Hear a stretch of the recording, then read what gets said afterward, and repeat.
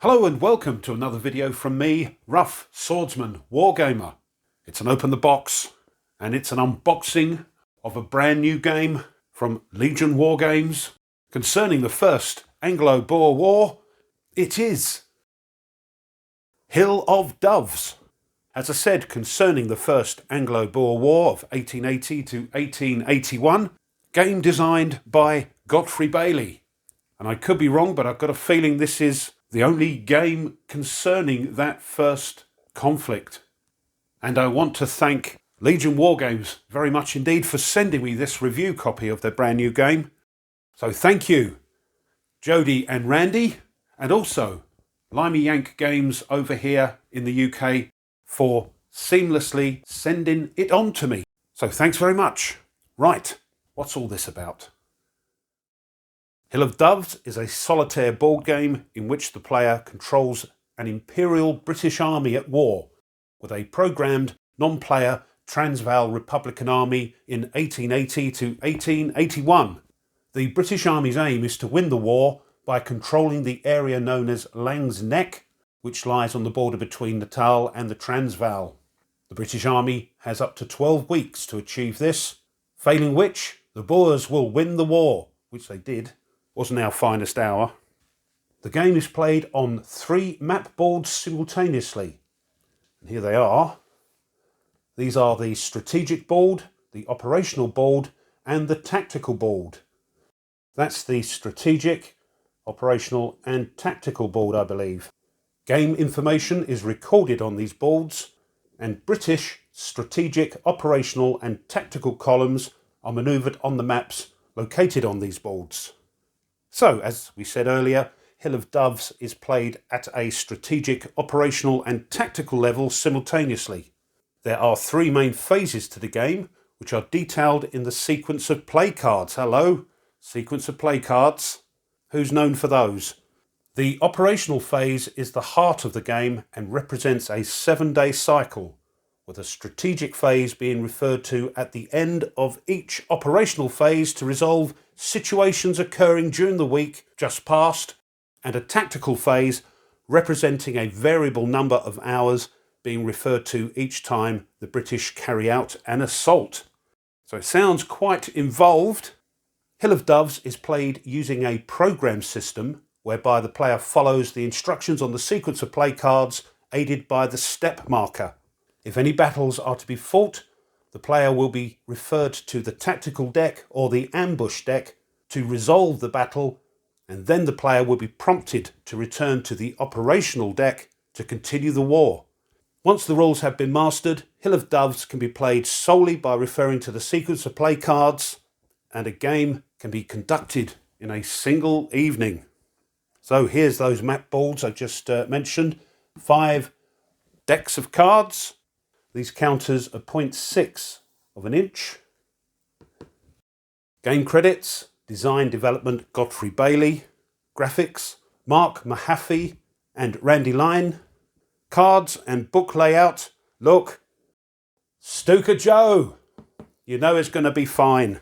And production coordination, Randy Line. Hope I pronounced your surname right, Randy. Game components, 3 mounted map boards, 11 by 17 inch. 1 mounted battle board, 8.5 by 11 inches, 141 of those 0.6 of an inch square counters, and 44 round counters. 5 playing card decks, 1 introductory book of 16 pages, 1 rule book of 16 pages, and 1 example of playbook, 20 pages. So number of players 1, game complexity is medium, and solitaire suitability, of course, is sky high. Ages 14 plus. Right, let's get the shrink wrap off. The shrink wrap is off. All the better to see this dramatic box art which perfectly sums up the chaos of the conflict. 2-inch box. So let's open the box. First thing we see are some baggies and a D6,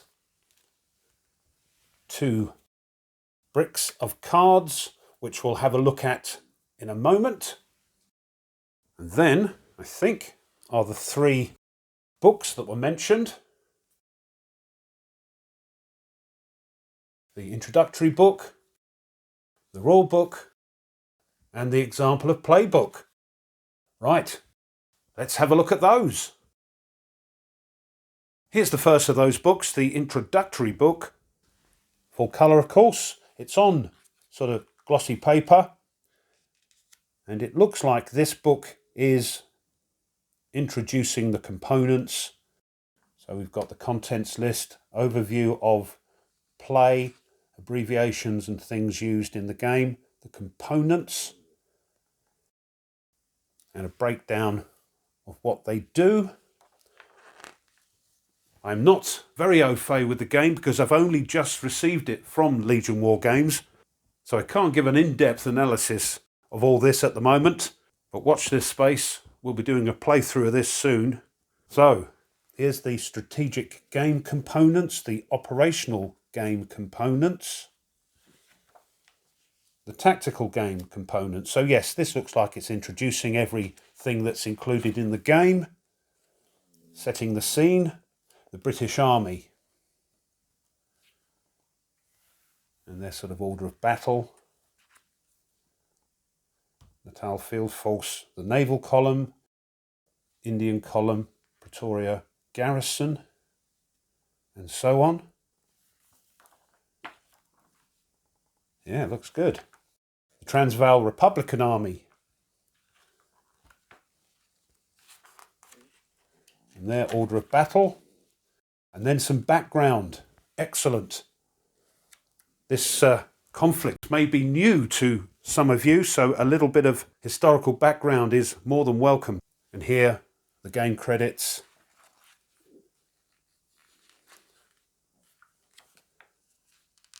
And the horrors of Majuba, composed in 1888 by an unknown poet, which brings it all back down to earth. There we are. There's Majuba there. Next, we've got the rules themselves. So contents of that and the different phases. We've got a strategic phase, an operations phase, tactical phase, and then the battle phase is there. So here's the strategic phase, broken up into the segments. I dare say with these cards that are in the game designed by Stuka Joe. The operational phase.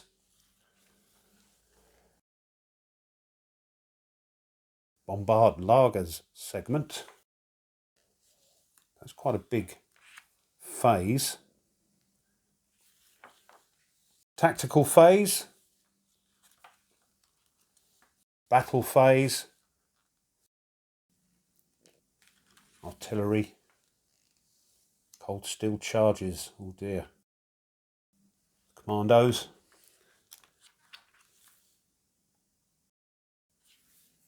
Not many pictures, but it's sort of laid out in a way that's easy to read. Short bullet points and little bits of historical tidbits there. Rocket tubes, yeah.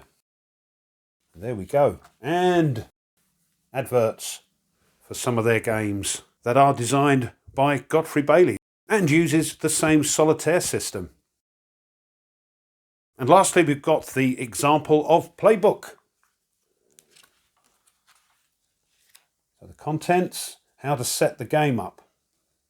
Remember, you've got three maps to set up. So, getting the decks, tactical board,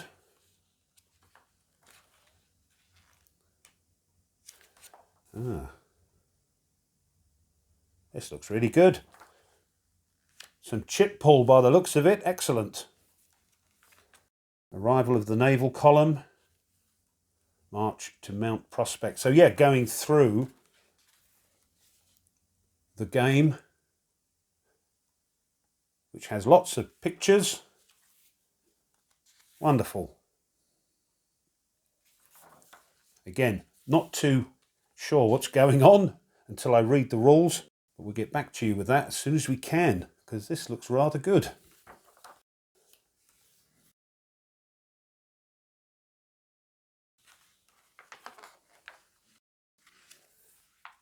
It's glossy paper, so it's a bit squeaky, so apologies. There we are. Brilliant, right to the end page there. 20 pages. Next, we've got roughly 1.5 sheets of counters.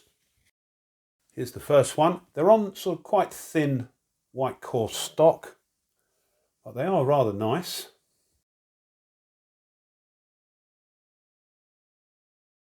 Here's the other side.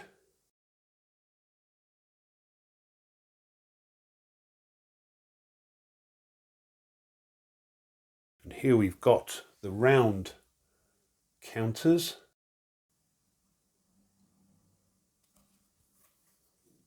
So a low density of counters by the looks of it, which is good for a solitaire game. There we are. Next, we'll have a look at the cards. I've opened them up and split them into their separate decks. First up is the strategic deck. And they're numbered, and if you're familiar with Stuka Joe's sequence of play cards, you know you'll pull from the top and do what it says. So these are actually, I think, round the wrong way, but just to show you, they're nice quality, got a bit of a sheen to them, and they'll deal very nicely indeed. I do sleeve mine though, and you'll be pleased to know these are standard poker sized. Here's the operational deck. Again, numbered. Won't show you them all. Give you an idea. Some great photos and drawings on these, which are contemporary and give that narrative feel to the game. Here's the tactical deck.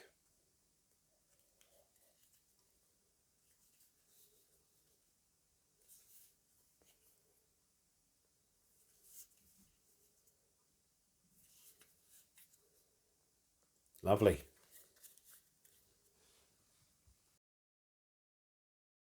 There's also an ambush deck,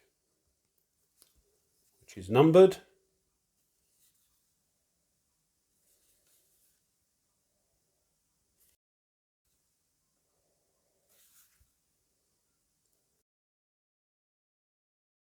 And lastly, quite large events deck. These aren't numbered.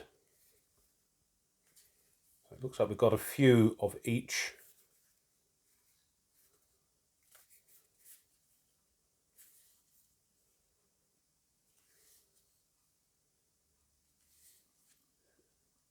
Again, with those contemporary drawings and photos.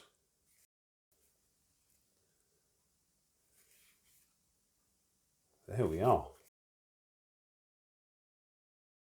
That's all your cards. Whoops. Slippy. And lastly, we have those mounted maps. Here's the strategic board. We've got the Transvaal here, Orange Free State, Natal. I think this is the main British supply route. Basuto land, Zulu land.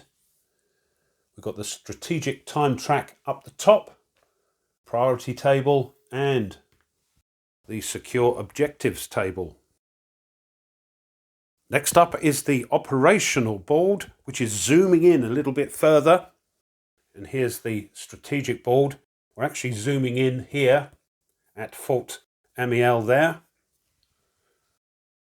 We've got an ox wagon convoy track there, and the operational time track and weather track up the top. British movement priority table and the load wagons table. And here we have the fort's holding box. And here's the tactical map, zooming in even more, this time from the operational map. Mount Prospect. Zooming in here. And don't quote me, but I think these are the objectives of the British to take over and control. We have an orders track there, and the British camp holding box. Tactical time track. So of course, as we're zooming in, time is being shortened as well. British camp supply track, firepower track, bombardment, and some modifiers for that. Cold steel table, getting up close, and the Gatling guns table. Looks good. Nice quality, by the way. They've got that, like the cards, that sort of sheen on them. And lastly, there is this optional battle board. And I've seen a few games with a similar sort of idea. I'm not saying it's the same as those, but it's like you're moving up. Here's the enemy, in our case the Boers, and we're moving up to battle. So here we've got the hits on the British, their movement, but as it says, this is optional. So this has been an Open the Box, an unboxing of Legion Wargames' brand new solitaire game, Hill of Doves, the First Anglo-Boer War, 1880 to 1881, and designed by Godfrey Bailey. Can't wait to try this. I'll tell you what, the component quality is fantastic. And thanks once again to everybody at Legion Wargames and Jody and Randy for sending me this. Well, I hope you enjoyed that and you found it interesting. If you did, and you haven't done so already, it would be great if you would consider subscribing to the channel. Really does help. Also of great help is if you push the like button of the video, the thumbs up. And if you want to be informed of other content the channel uploads, then push the bell. Leave a comment. What do you think? It's certainly a conflict that isn't common in our wargame circles. So let me know your thoughts. I love to read them. Thanks as always to my subscribers. Thank you very much indeed. And just before I go, if you wish to support the channel a little bit further, well now you can. You can buy the channel a coffee. And those coffees fuel the channel and helps to maintain it and enables it to continue to upload new content. If you wish to check that out, I'll leave a link in the description, and thank you. So, until next time, as always, you take care and goodbye.